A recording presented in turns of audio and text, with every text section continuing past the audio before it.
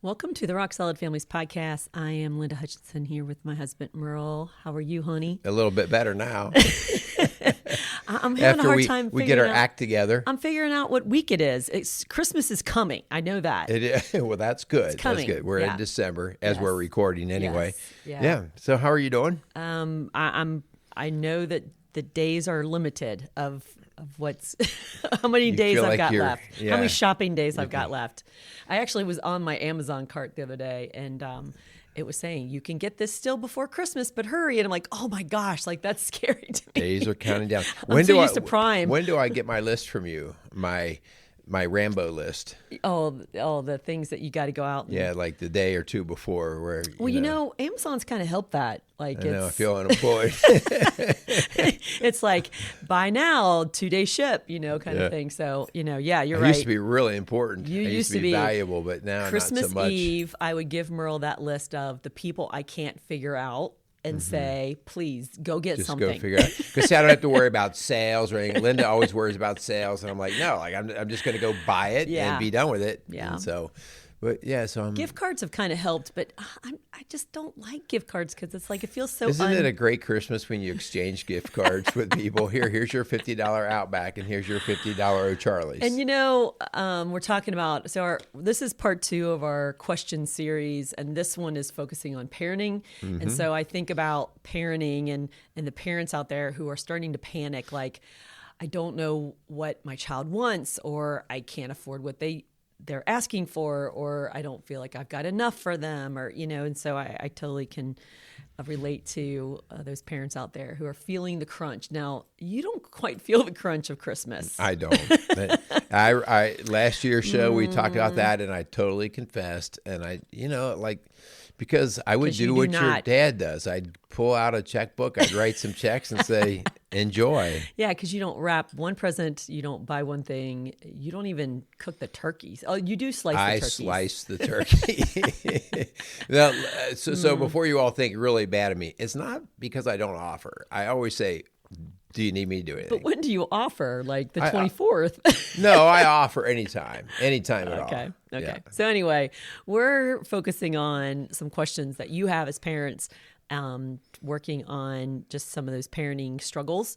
And so what we're going to do is we're just going to take some of these questions that we either hear in our office or are sent to us, or common things that we often hear, and try to help. And again, this may not be you or your question, but it probably is going to relate to you and your situation somehow. Yeah, in many cases, you could just kind of change the name and put your own in there because you'll see something that fits. Yeah. Before we go on, honey, let's thank our sponsors. Let's thank Maxwell Construction, Casey's Outdoor Solutions, and the Hoosier Ice House.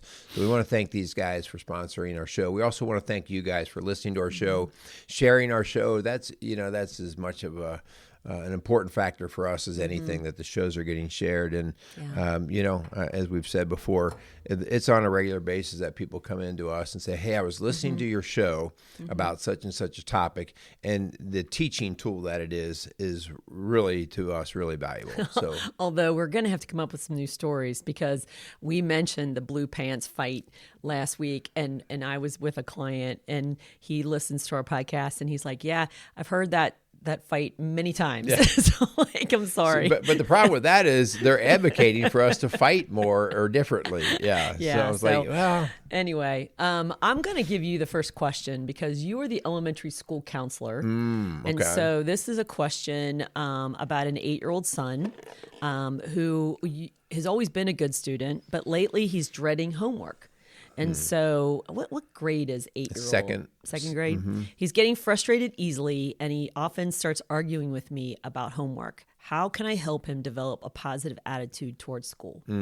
So usually in second and coming into third, he could come into third, just depending. We talk about in the early grades, kindergarten, first grade, and second grade, kids are learning to read.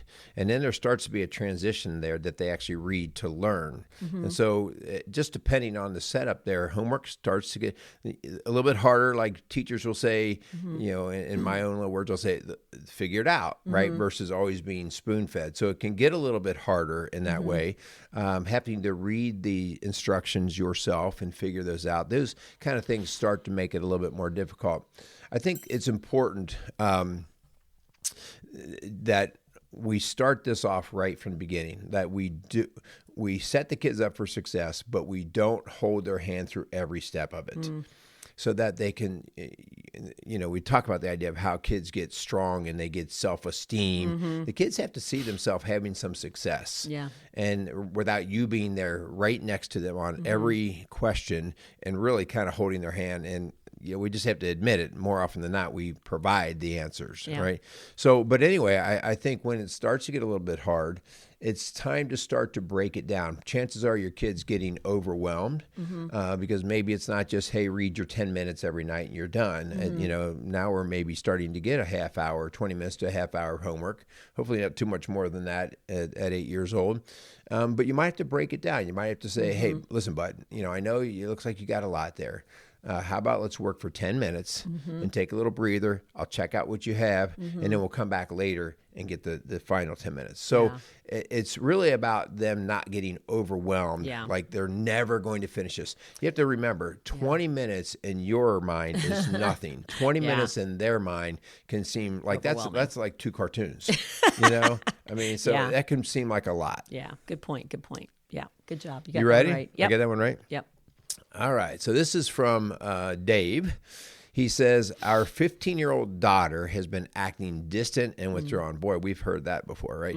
She's been acting distant and withdrawn. She's starting to dress a little differently. She spends a lot of time in her room. We're worried she might be struggling with her identity or her sexuality even. How can we approach this topic without making her feel judged or uncomfortable in the discussion? Well, it's interesting that it's a dad asking. Yeah. Because usually guys are just kind of clueless, like, what's going on with my daughter? Oh, she'll be fine. But for him to notice, it seems to be probably concerning for him. And so I would just ask this dad, like, who is she surrounding herself with? Who are her friends? And so part of that is you want to invite those friendships into your home. You want to include yourself in like driving them to the mall or, taking them to the movies. And like you want to try to insert yourself in a healthy way, but realize that a lot of this is a natural pulling away that a teenager does. Okay. They start to identify more with their friends and socially they want to connect with them and share their struggles with their friends more than you. But you want to try to be in their world still and not really harping on this sexuality or this identity issue.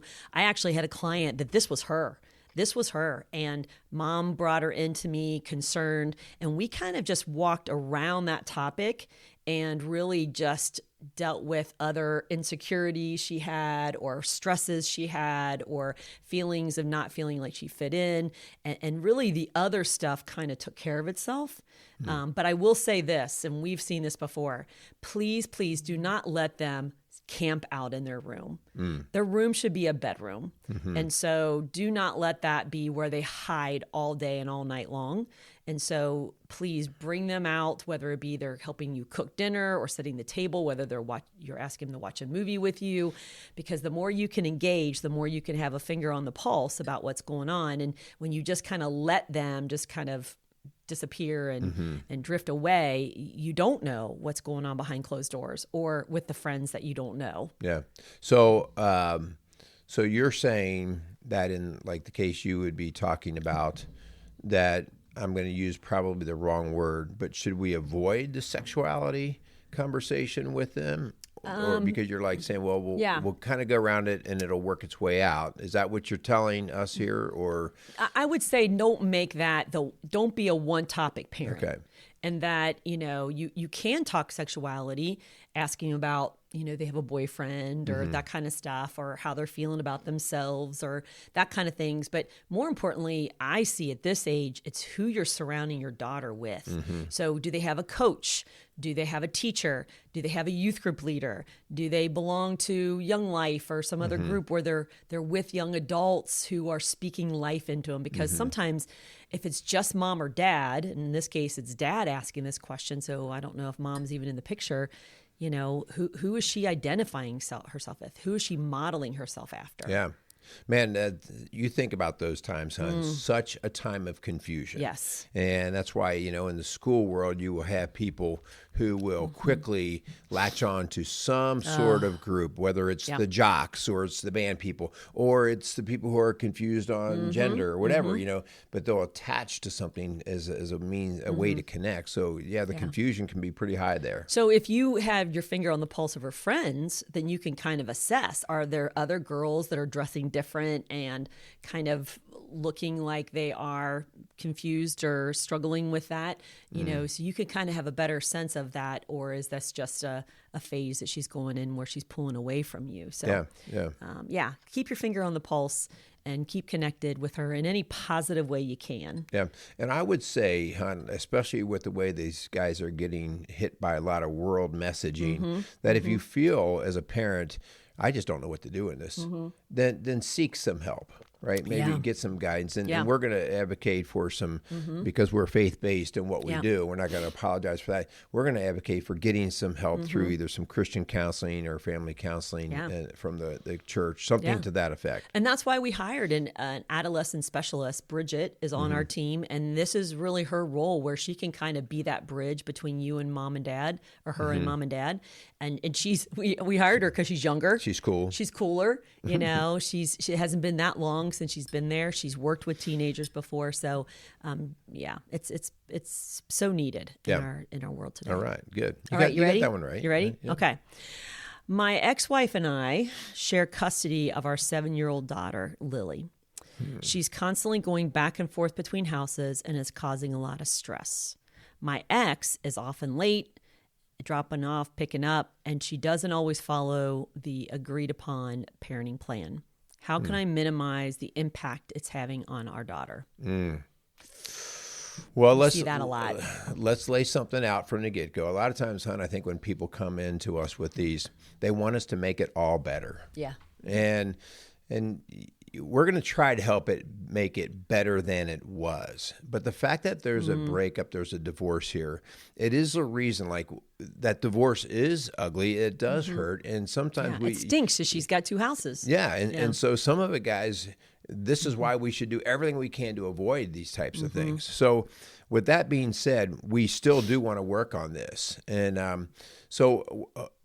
our first job is to try to, can we keep a working relationship between the two parents, right? Like, if all of a sudden that is severed and they won't even talk to each other, it's just, tenfold in terms of the difficulty that we're going to walk into. Yeah, child feels it, doesn't it? Yeah. Well, and then whether parents will admit to it or not, the child will start to become the old tug of war rope. They'll manipulate through the child. So the first thing here is, Dad, how about, can you sit down with Mom and let's find some common ground areas? You're maybe not everything, but can we find at least some common ground? Maybe can we at least agree that whether in my house or your house, we're going to have a bedtime at 8:00 or whatever it is. In my house or your house, this will be the amount of screen time that she gets, right? So find what we can, because more than anything, what we're trying to do is establish a common value system. You hear us talk about that all the time. And so that's how we want to start. And, if I don't get my way in everything, which, by the way, even parents who live together and who are married don't agree on everything. Really? Yeah. So what we do is we want to try to find as much common ground as we can. And a lot of times we get stuck in our self-righteousness of saying, well, no matter what, they're going to bed at 8:00 when they're in my house, when maybe... would 8:30 work? Like a little give and takes, because as I've said many times, it's better for you to be united than to be right. It's better to be united than right, because unity will keep the same language that the child hears no matter where they're at, and it lessens the opportunity for confusion in the child's life. Did you hear that, right? It lessens the opportunity for confusion. And so that's really where I'd want to go here, with just trying, let's see where we can clear up and get some unity. And we talked more about this on a previous show about co-parenting. So if you want more information about the co-parenting part of it, go check out one of our podcast episodes, and I'll have to figure out which one that was a while back that we talked about that. So, you ready? Yep. All right. All right, so this is from Lisa. She says, we have a 4-year-old, looks like a 4-year-old daughter, has lots of trouble winding down at night. She's constantly jumping around and talking. Is that our granddaughter? And it's hard to get her to settle down. We've tried everything from reading stories to taking warm baths, but nothing seems to work. How can we get her on a consistent bedtime routine that she'll actually follow? Basically, I think we're trying to wind this child down. Yes. And it sounds like mom has tried a lot of carrots, okay? Reading stories, taking baths, all that kind of stuff. And so sometimes, remember, you have to use the carrot and the stick. And so as a 4-year-old, it's still pretty young, but sometimes you have to throw a carrot in or a stick in there. And I'm not saying you're getting hit a child with a stick. This is it's a metaphor for consequences. Even a biblical metaphor. Carrots are the rewards, consequences are the sticks, okay? And so sometimes, because our granddaughter stayed with us not too long ago, and she doesn't like to go to bed when everybody else goes to bed, and so she is this child, and so we had to let her know, like, if you get out of bed again, okay, there's a consequence. Right. And so maybe it is she doesn't get to watch a show the next day, right? Or the next day she has to go to bed even earlier, and so, or she has to stand in a corner or whatever, like there's got to be some kind of consequence where she knows she's not, because sometimes they think it's a big game. They just keep coming out of the bedroom and ha, ha, ha, back in you go. And so you have to kind of use your parent voice and say, okay, that's it. We're done. You come out again, and so we've had to do this. And sometimes it's just the tone and it's the consequence that comes. And again, it doesn't have to be a severe one, but letting them know we're boss and it's bedtime. Yeah. And even at 4 years of age, it's really important that the kids start to see the natural sequence of bedtime. So maybe at 7:30, we get to the bath, at 8 o'clock, we get a little snack, we watch a little show. And so when kids start to feel that sequence, even if they can't tell time, they get the sequence and they have an understanding of about how long. And so they kind of know what the next thing is that follows. So that just helps them mentally start to prepare. Yeah. And hon, I'll say, because you said it, but you didn't really emphasize it, and that is, you can't threaten. You can't go in there and say, come on now, one more time, one more time. Like, we do that one-time warning, and then the second time she has to have that consequence because that's the only way that she knows you mean business. If you're in there 4 times telling her that she's going to get a consequence tomorrow, she's smart enough to know there's not a lot behind this. Yeah, and that's when I've seen her daddy give her a little spank on the bottom, stand him in the corner, and again, we don't want to keep playing this game, and we have to be consistent. So we can't, like you said, we can't threaten one week and we don't do it another day. And so that consistency is important. That lead up is important, and they'll learn, but you got to sometimes use the carrot and the stick. Yeah. Okay, you ready? I'm ready. Okay. Our teenager, we have a boy and a girl. They never want to help around the house. They're always glued to their phones or computers, and they seem to think that we should do everything for them. How can we motivate them to take on more responsibility and contribute to the household?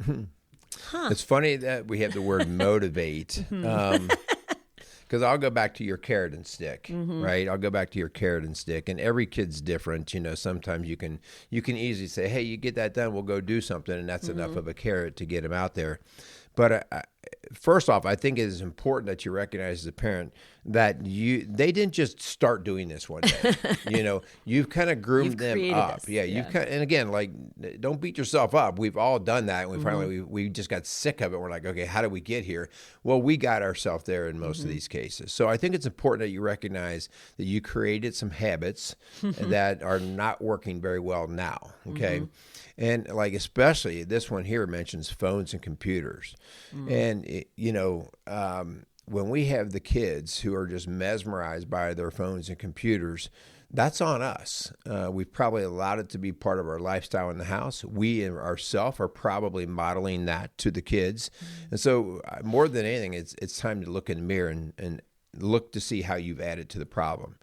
After that, I think it's really important to have that reset meeting, right? Where you love the reset button. We're going to hit the reset button because you can't sneak this on to people. You can't say, well, I'm just going to start calling them out and they'll get it. No, you actually do have to bring them to the table and you have to say, okay, listen, guys, what we have been doing has not been working. Here's how I've added to the problem, all right? And that's that humbleness, that humility that you're going to show as a parent, all right? And guys, here's what you're doing, and all of us need to change because our home's not operating very well at all, okay? And then at that point, you're going to state what your new expectation is. Maybe from this point, the phones are only coming out for an hour in the evening, and that's after all the chores are finished. Or, everybody has these responsibilities, and if you don't do them, you don't get your phone the next day, right? Like whatever it is, and just like you said on your last question, whatever it is, we're going to state it, and then we have to enforce it. Yeah. And sooner rather than later, right? If your kid's really good for a week, chances are you're going to lax, and then everybody will just fall back into the old way. Yeah. So you'd rather be really firm and strict on this from the get-go. So either your kids are going to hate you for 2 to 3 weeks. I mean, on certain cases, I tell parents, you're getting ready to hit, I'll just say, you're getting ready to walk into hell, and it's probably going to last about 3 months because you're the one that's changing, right? They've been doing what they've been doing, and now you're changing the rules on them, so to speak. And so you have to understand, it's not going to be an easy transfer. Yeah. I would just love it if a kid said, gosh, you're so right. That makes such sense. You know what? Yeah. Thanks for being a great mother and father. By the way, if you don't get this right in the season 3 of parenting, which we call the mentorship stage, then when they are an adult and they should be doing all this stuff on their own, you're still doing for them. And why? Because you did this back in season 3. Season 3 is the time when you're like, hey, let me show you how to do the laundry so you could do it yourself. Hey, let me show you how to change the oil in your car so you can do it yourself. And so that's when you're starting to empower them to be independent adults. But man, if you don't do this right in season 3, season 4 is miserable. Oh, yeah. You got 20-something-year-olds that you're still doing their laundry and folding their clothes for them. And you feel unappreciated and everything else. And they're like, how did this happen? Guess what? You did it. Yeah. So, all right. All right, you ready? Yeah. Okay, so this looks like it's from Ashley, and she's got a daughter here. She has a 10-year-old daughter. And this little girl right now is into blaming everybody else for her mistakes. So she says things like, it's not my fault. She yells, it's not my fault. She doesn't take ownership for what she's doing or not doing. And so how can we help her learn from her mistakes and learn from them? Yeah. Well, again, learned behavior comes from what we allow, right? And so if you allow this victimhood, if you play victim and you let them play victim, then they'll just keep doing it because it's working for them. Because you'll feel guilty and you'll jump in or rescue them or save them. And so part of it is not really arguing with them, but basically saying, I'm sorry you feel that way, but that's your responsibility. Right. And kind of shutting it down. Because if you keep feeding it or arguing against it, I mean, I've done this, you call it Stupidville. Sometimes we'll have this argument and I'm like, what the world? And you'll be like, why'd you go into Stupidville? Why did you engage with that? Because it seems so irrational. It's so ridiculous. But yet when you feed it or argue against it, you just get sucked into that victim vortex, that drama triangle. And so you got to shut it down basically by, just saying, I'm sorry you feel that way, but this is how it's whirl and you're responsible for that. Yeah. I would, and I'm right with you. I would add to that, admit when you've done wrong as a parent. Admit, don't celebrate. Create. I made a mistake. Create the environment early on that everybody makes mistakes. Good point. We own them, and then we work to change and make it better, right? Yeah. So if they see that you've said you were sorry or that you've admitted that you broke something or whatever, and the world didn't stop, it's not the end of the world, it'll be a little bit easier for them to handle that. Good point. So. And I'm guilty of this. You got to be able to let go of their mistakes. Please don't, and you've reminded me of this before, don't keep beating them up over something that happened, because otherwise they are going to shift blame, right? Or lie about it if they feel like they're going to be beat up about it forever. Right. So that's a good point too. So, all right, you ready? I guess. Which one are you going to throw at me here? We're raising kids in a Christian household, but we're not sure how to teach them about faith in a way that's relevant. They're not interested in going to church, and they don't seem interested in praying. How can we help them develop a deeper faith life? You didn't give me any ages of the kids, so it's just kids. So this is a little different based off of age. But I guess maybe what I'll first say to that is it is important that the church that you go to has good kids programming. You were a children's minister, and we found that in the church. I mean, hon, you did a spectacular job building that ministry, not to toot your horn too much for you, but you did a great job, and the entire church body realized how it grew. Right, the congregation grew because the kids couldn't wait to come to church, and so that they couldn't wait. Now well, is it all fun and games? There's fun and games in it, right? There are fun and games in it. We have to be anyone who's ever been a teacher knows that part of the job of teaching is entertaining. And if you say I'm not there to entertain, then you do not understand the idea of teaching. Now, you're not the clown, and that's not your only job, but the entertainment part is what brings the attention in. And then once you grab their attention, then you can land about any story. You can even land a story about Jesus, So I think it's really important that you as the parent, and that can be hard because maybe you've gone to the same church all your life. Maybe you're in the same religion and same faith background, and they don't have that programming. I think, and we had to do this, hon. We had to do this. We had to look around and go, you know what? Our kids are totally empty where we're going right now. We want our family to grow, and we don't want to fight our kids all the time. So I think that's the first thing that I might say off the top. But what I would say also is we never had to fight our kids in the early years at all. Like, I don't remember a single fight on that. In the high school years, they didn't really fight us as much as they maybe didn't want to go to youth group as much or something like that. And that's when we said, in our house, we go to church. And I remember that in my house growing up. Like, I don't remember missing a Sunday.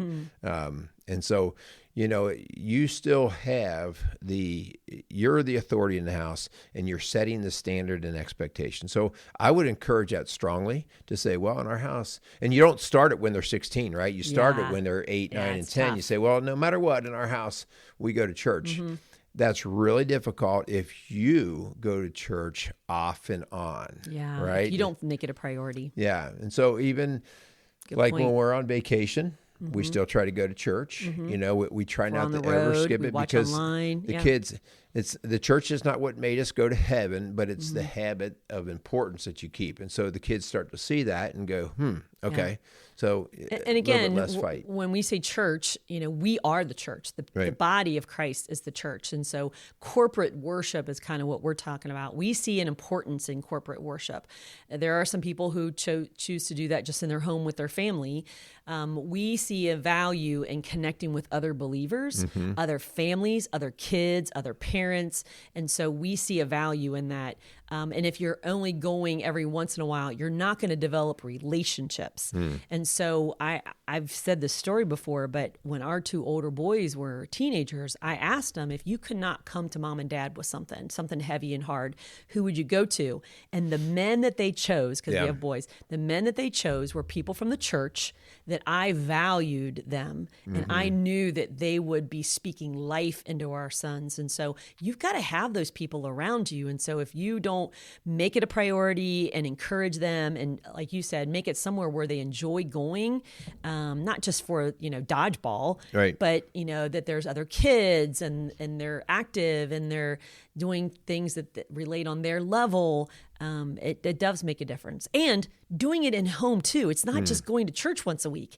It's, are you praying together? Are you reading the Bible together? Is there things that you're doing, serving and giving, like the angel tree or, packing meals for Haiti?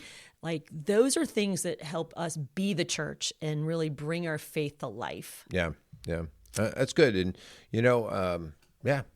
we can all run into our challenges with our kiddos at different times. So it is important that early on they see some fun and enjoyment there. All right, go ahead. Hit me with hit me with your best shot. All right. This is a 12-year-old who's being bullied by a group of kids at school. He's starting to come home upset and doesn't want to go to school anymore. So how can we help him build self-esteem and stand up to the bullies? We've done entire shows on bullying. Yeah. I'm not going to dismiss the bullying. I'm not going to say you're not being bullied. Okay. So when I was in this school and working with this age group, this was kind of my protocol, and it would be when you're. We went to this stage that every time your kid was looked at funny, he was being bullied. Yeah. Right. And so the pendulum swung so far swing. the other way. That's a bully. Right. And so the protocol that I would use is the first time you just kind of ignore it. Right. If they're just being a jerk to you or whatever, you ignore it. So you're teaching your child first, ignore the bad behavior. Yeah. Ignore it. First time offense. Yeah. Okay. Now, if it's a hit, if it's a physical hit, then we're going to get somebody involved right away. Okay. But most of the time it's some harassment, it's a name calling, it's that kind of thing. And so we're going to ignore it because that could have just been an emotional outburst. I mean, kids were playing kickball out on the playground and somebody's mad and they call you a bad name and you didn't get bullied. It's not bullying. Yeah. Okay. But let's say you go out the next day or two and something similar happens from the same individual back to this little guy. A pattern. Guys, as a parent, this is where it's tough because some kids are natural fighters and they'll stand up for themselves.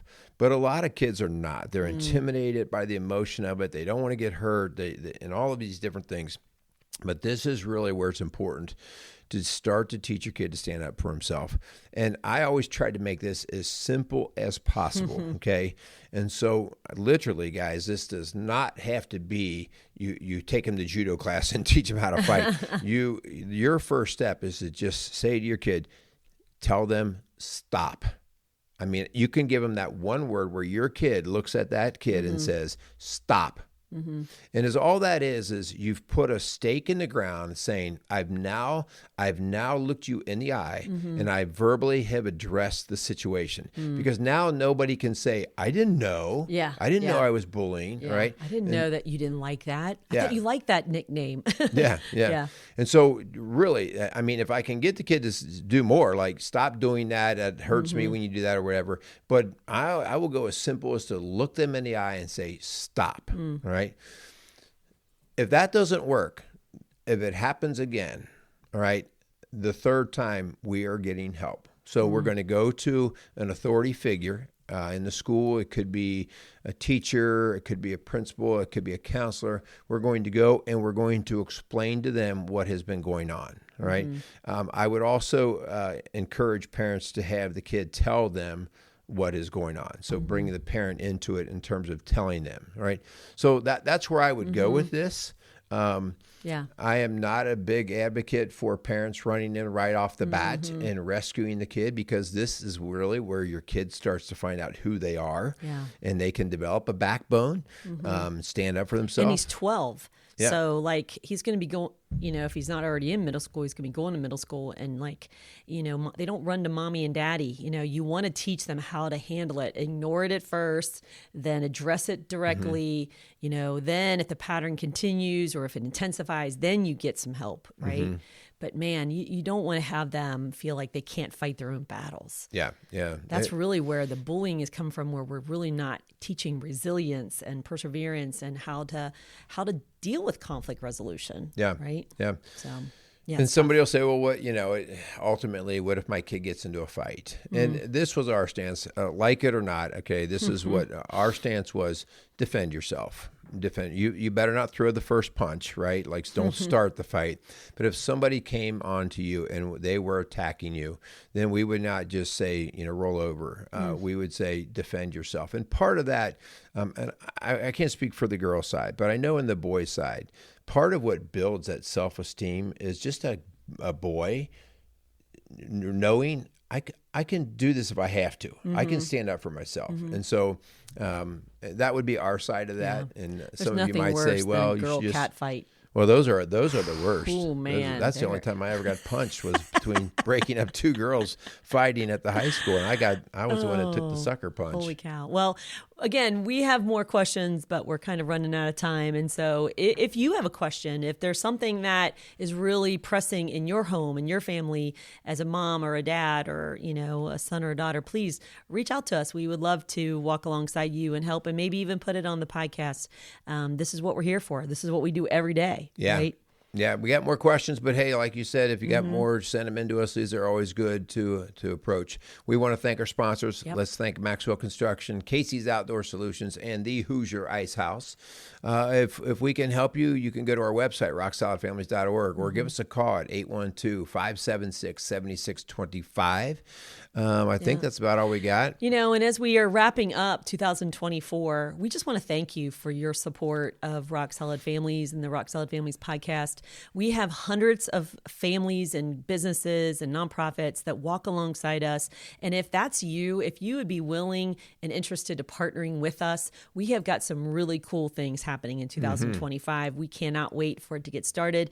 And we would love to have you as a partner. So, check out our website at rocksolidfamilies.org and you can hit the donate button and really partner with us in what we're trying to do. Get these messages out, helping parents, helping couples, helping individuals to find that help and hope in Jesus Christ. Thank you so much for listening to the Rock Solid Families podcast, building a stronger community, one family at a time. Make it a great day.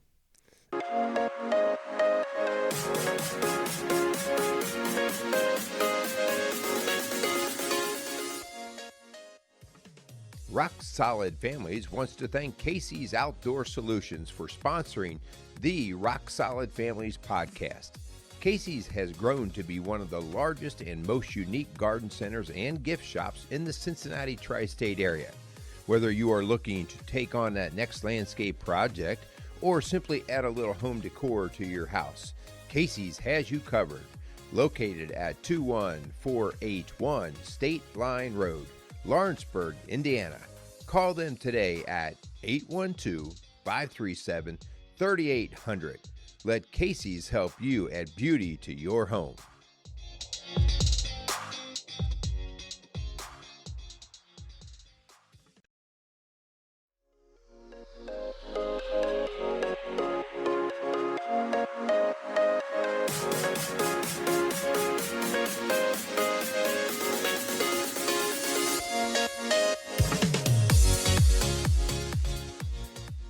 Rock Solid Families wants to thank Maxwell Construction for sponsoring the Rock Solid Families podcast.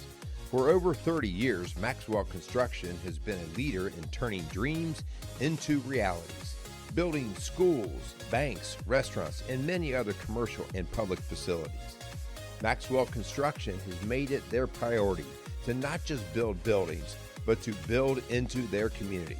So if you have any construction needs, call them at 812-537-2200.